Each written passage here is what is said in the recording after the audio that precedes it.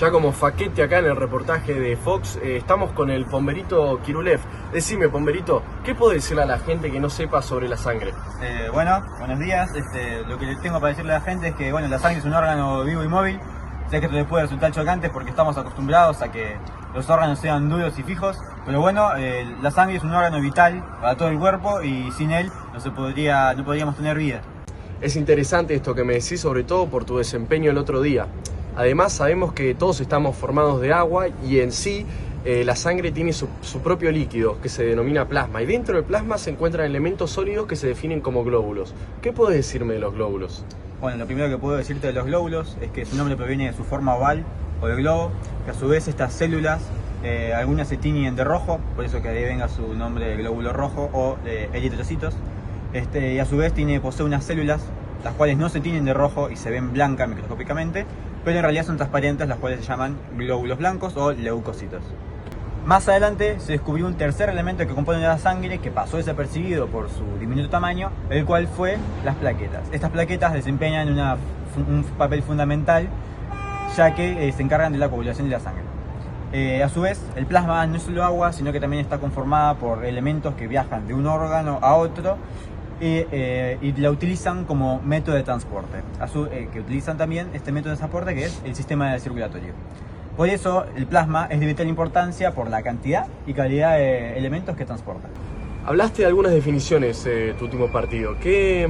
Hablando de tu desempeño con ellas. Un órgano es un conjunto de tejidos que forman una estructura y que tienen una función determinada, y a su vez un tejido es un conjunto de células parecidas entre sí, pero con sus diferencias, que tienen un mismo origen y fisiología. Por eso no nos queda dudas a nosotros y al equipo que la sangre es a su vez un tejido y un órgano. La célula es una estructura rodeada por una membrana donde almacena los elementos que le permiten desarrollarse y cumplir su función.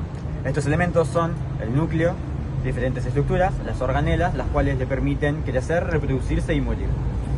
Los glóbulos rojos son células, por ende deberían cumplir con todos los requisitos que las componen. Pero no es así. Los eritrocitos no poseen ni núcleo ni organelas, no pueden reproducirse y no pueden generar azúcares para abastecerse. Por ende, solamente sirven para transportar oxígeno por el torrente sanguíneo a cada célula del organismo. Bien, decime, Pomberito, ¿qué rol cumplieron las proteínas en la victoria de hoy? Los eritrocitos poseen unas proteínas llamadas hemoglobina, las cuales están encargadas de captar, transportar y depositar el oxígeno a cada una de las células del organismo. A su vez, la hemoglobina es la que le da el tono rojizo a la sangre, ya que posee hierro y esta decolora su color. Claro. Bien, antes de terminar la nota, ¿hay algún mensaje que quieras mandar para conocidos? Le quería mandar un saludo a mi familia, a mi mamá, que siempre me bancó, a mi papá, que siempre me quiso. Le mando un saludo a Negro Cats, que sea una pronta recuperación. Y le mando un saludo a toda la gente de La Pampa. Acá el Turco Altamira, estamos con el DT Patrón Almirón. Buenas noches. Buenas noches a ustedes y buenas noches a los que nos están viendo. Sobre los grupos sanguíneos, ¿qué nos puede decir al respecto? Puedo citar a mi colega Carl Einstein, que nos dice que justamente hay 3 grupos sanguíneos, o al menos los que él ha descubierto, que son el A, el B y el O. También podemos hablar sobre los descubrimientos de Ottenberg. Nos dice que los grupos sanguíneos son hereditarios. Básicamente, toda transfusión es posible siempre que el suero del receptor no aglutine los eritrocitos del dador. Muy interesante lo que me decís. Y hablando de tus jugadores, el Pomberito Kirulev es un animal. Es un animal, está en muy buen nivel, está metiendo muchos goles, pero de hecho está mal que le digas animal. Justamente Carl Einstein intentó hacer muchas transfusiones con los animales y en ninguna dio positiva, en ningún caso funcionó, así que podríamos decir que, por más que es verdad, la sangre de los animales es roja y la nuestra también, son muy distintas en su composición. Perdone, es verdad, tiene razón usted. Siempre tengo razón. Vamos punteros e invictos en el campeonato. Pero, ¿podría profundizarme un poco más al respecto de los grupos sanguíneos? Claro, le puedo hablar sobre los experimentos de Carl Einstein y cómo justamente llegó a la conclusión de que había 3 grupos sanguíneos. Básicamente lo que hizo fue agarrar la sangre de sus ayudantes y la suya, separó el plasma de la sangre de los glóbulos y al comparar se dio cuenta que algunos glóbulos se pegaban y otros no. Repitiendo y equivocándose se dio cuenta justamente de que había 3 grupos sanguíneos. Perfecto, y ya para cerrar, Almirón, le quería preguntar acerca del grupo AB y sobre el factor RH. Sí, claro, ya rápido porque el micro con el cual se va. Pero básicamente sobre el factor AB, es un grupo sanguíneo encontrado posteriormente a los ya mencionados por Einstein, que tiene mucho que ver también con el factor RH, con el caso sucedido en Estados Unidos con una joven que justamente había encontrado incompatibilidad con los 3 grupos sanguíneos mencionados. Por ende se empezó a investigar al respecto y con sangre de mono lograron aislar un suero que aglutinaba al 85% de la población blanca de Nueva York. Eso es el factor RH. Perfecto, muchas gracias por todo, señor Almirón. Vaya con los jugadores que se les escapa el micro. Muchas gracias y buenas noches.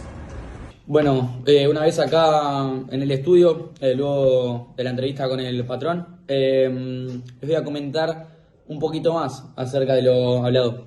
Primero, el número de eritrocitos oscila entre 4.600.000 y 6.600.000 por milímetro cúbico.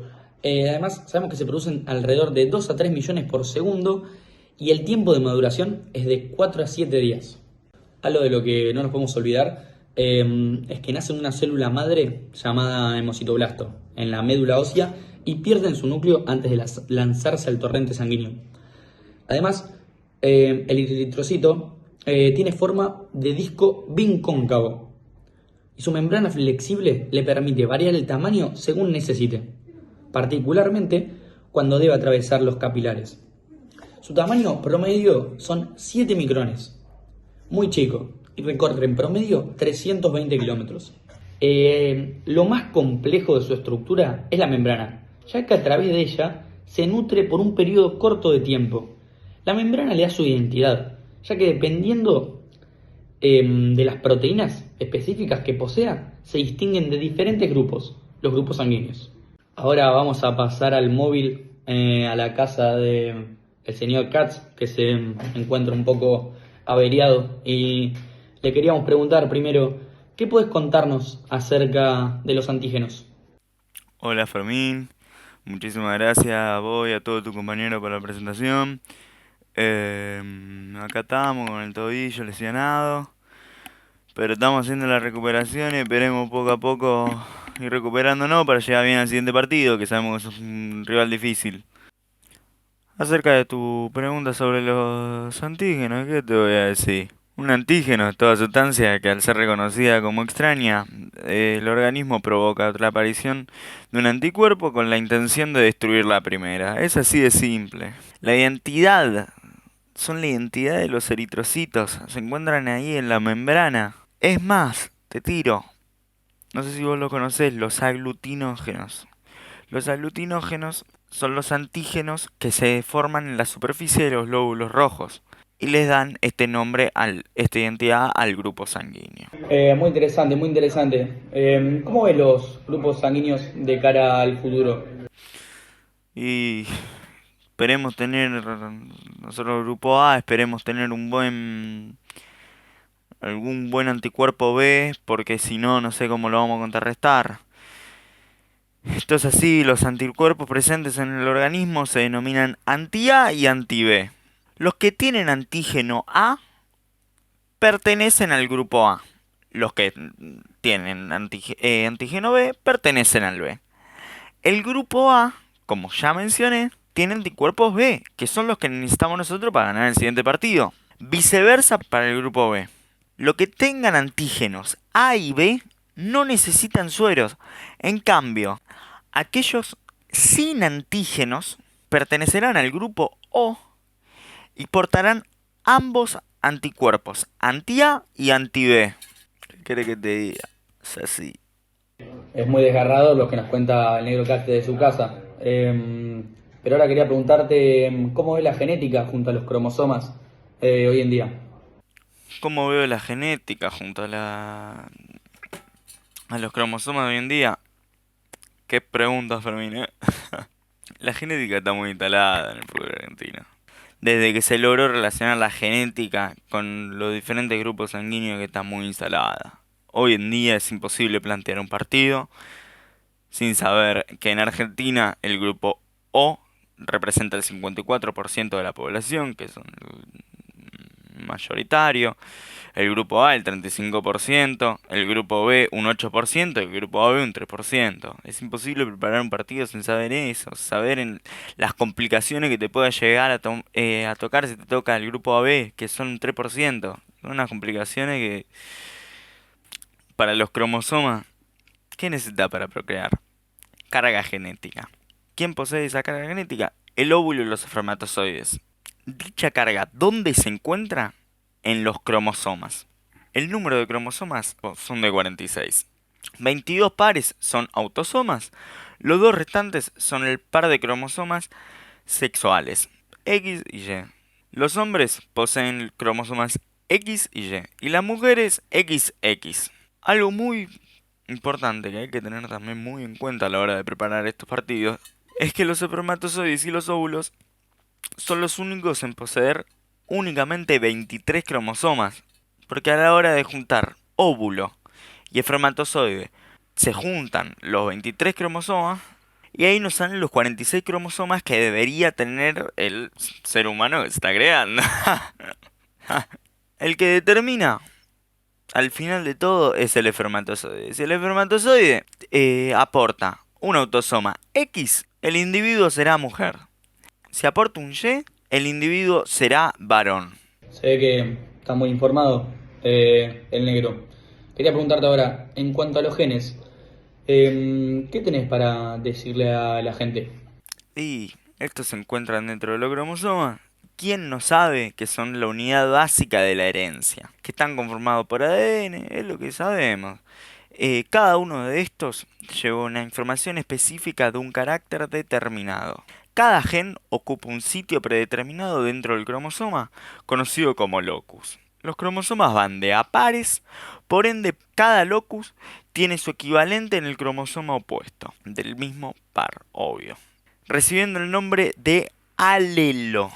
Perfecto, perfecto. Y para cerrar, te quería preguntar, ¿qué nos contás acerca del fenotipo y del genotipo? Muchas gracias. Para hablar del fenotipo y del genotipo, sí o sí tenemos que empezar por los grupos sanguíneos.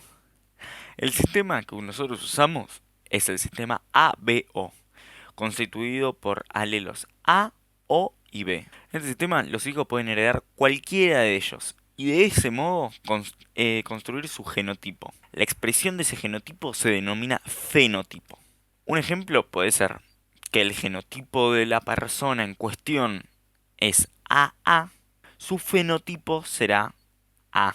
Si es AO, depende cuál sea el alelo dominante, va a ser A u O. Como ya dije, algunos de estos alelos son más dominantes que otros y su presencia define a quién se parece el portador. Bueno, muchas gracias Fermín por este espacio, porque la verdad que estoy en un mal momento acá desde casa, pero bueno, le deseo toda la suerte a mi equipo y muchísima suerte en el partido de mañana, que es un partido importantísimo. Bien, regresamos al estudio luego de la nota con el lesionado, el negro Katz. El siguiente tema a tratar es la médula ósea. La médula ósea es un tejido esponjoso presente en el interior de los huesos. Es fácilmente observable gracias al color que produce la hemoglobina. En tal esponjoso tejido se encuentran las células madres, que como el nombre lo indica, son madres de todas las células. A partir de esas células madres van haciendo, creciendo y diferenciándose los distintos tipos de glóbulos y plaquetas. De allí, estos se dirigen al torrente sanguíneo a cumplir sus funciones específicas. En el caso de los eritrocitos, muchos salen al torrente aún inmaduros, poseyendo restos de sus organelas, denominándolos reticulocitos. Cuando estos pierden su entramado interior, ya son adultos y están en la plenitud de su capacidad. La médula ósea debe contar con los nutrientes necesarios para generar glóbulos rojos. Esos elementos son 3: hierro, vitamina B12 y el ácido fólico. Ningún elemento de estos puede ser producido por el organismo, debe ser ingerido por los alimentos. De allí lo fundamental de la nutrición adecuada. Sin glóbulos rojos no hay oxígeno, sin oxígeno no hay vida. El órgano que más requiere oxígeno en los 2 primeros años de vida es el cerebro. Sin oxígeno no puede haber un óptimo desarrollo cerebral, eso es irreversible. Diversos estudios demuestran que la anemia y la deficiencia de hierro afectan la actividad cerebral y la capacidad cognitiva, en especial durante la infancia. Una nutrición deficiente provoca consecuencias irreversibles en un niño. incide en el comportamiento provocando falta de atención, irritabilidad e inseguridad y disminución de la actividad física. Según la OMS, la anemia es la 7ª causa de muerte en el mundo y es el problema nutricional más grave del planeta. Perfecto, muchas gracias, señor Facchetti. Para agregar acerca de la entrevista que le hicimos antes al señor Almirón, sabemos que en la superficie del eritrocito existen antígenos, que son los aglutinógenos, que reaccionan con los antisueros específicos, anti-A o anti-B. También en el glóbulo rojo hay otros antígenos que al reaccionar con el suero anti-RH se denominan RH positivos, y si no reaccionan, por no haber antígeno, son RH negativos. Si los padres son RH positivo, el factor RH tiene un 99,9% de ser positivo. Si un padre es RH positivo y el otro es RH negativo, el factor RH tiene un 50% de ser positivo o negativo. Si los padres son RH, ambos, el factor RH negativo tiene 99% de posibilidades de ser así. Y con esto damos por cerrado el programa de hoy. Muchas gracias a todos.